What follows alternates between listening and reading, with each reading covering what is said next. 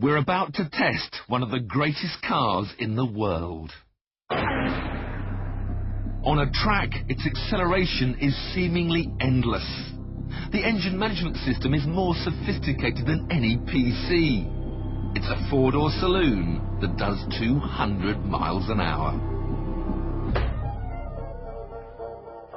It has a spec that reads like a Formula One car, complete with a V10 engine and a 7-speed gearbox.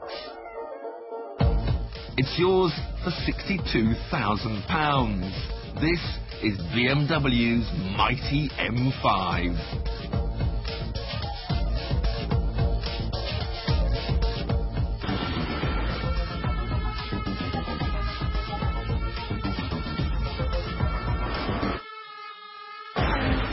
We were cruising south on Route Nationale 138, which eventually becomes the Mulsanne Strait of Le Mans.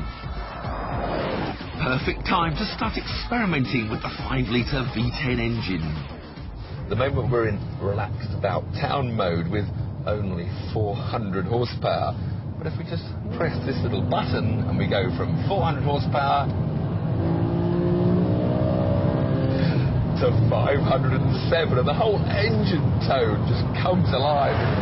The amazing thing is that this 507 horsepower doesn't actually feel that ferocious. They just feel this never-ending, glorious surge without any real violence involved. It's one of the all-time great engines, and to help you keep it in the sweet spot, they've squeezed 7 ratios into the gearbox. There is a fully automatic mode, but I prefer shifting manually with the paddles. You also get to choose the actual speed of the changes by selecting one of 6 modes.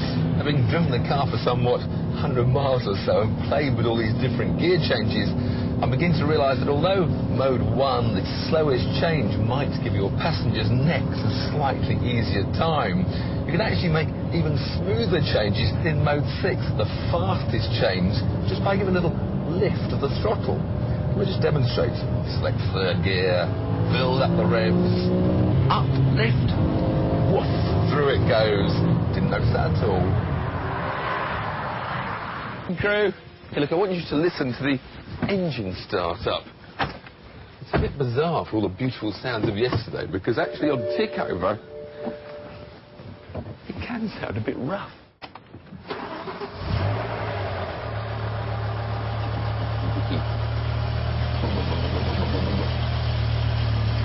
Hard enough to head until you just press the throttle a bit.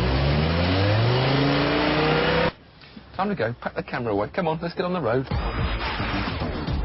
Considering that a Ferrari 575 has just 7 extra horsepower and yet costs nearly 100 grand more, the £62,000 M5 is a bit of a bargain, which makes it even more enjoyable.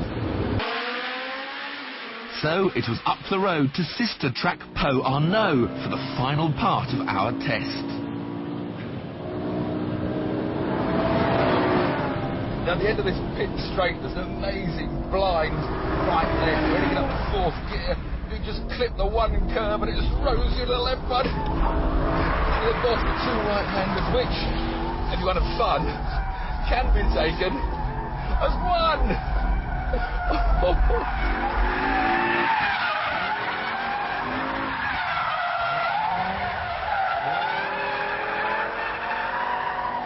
Understeer there at high speed, with a snap of oversteer at the end. This is a hell of a track. 10 seconds to the left, right. Ooh, silly bit. One way, then the other way. Just clear on the way out. I think you could get a bit carried away. You have to remember, the M5 is a big, heavy car. You've got to have a little bit of respect.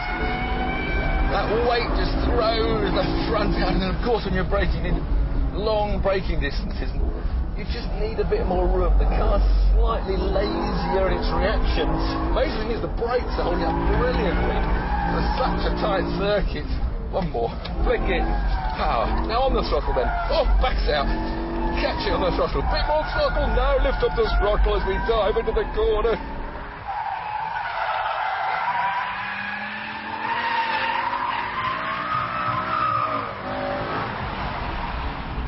got to remember, I've driven this car. Oh! Concentrate, Tim. You've got to remember, I've driven this car all the way from England with all our luggage and the camera kit. And now I'm doing this to it. Oh, what a car! Phew. It's got a heart beating, that's for sure. Unfortunately, the waiting list is such that if you ordered one today, it wouldn't arrive until mid-2007. However, join us in a moment and we'll show you a way of getting an M5 fix a bit quicker with our latest fifth gear competition.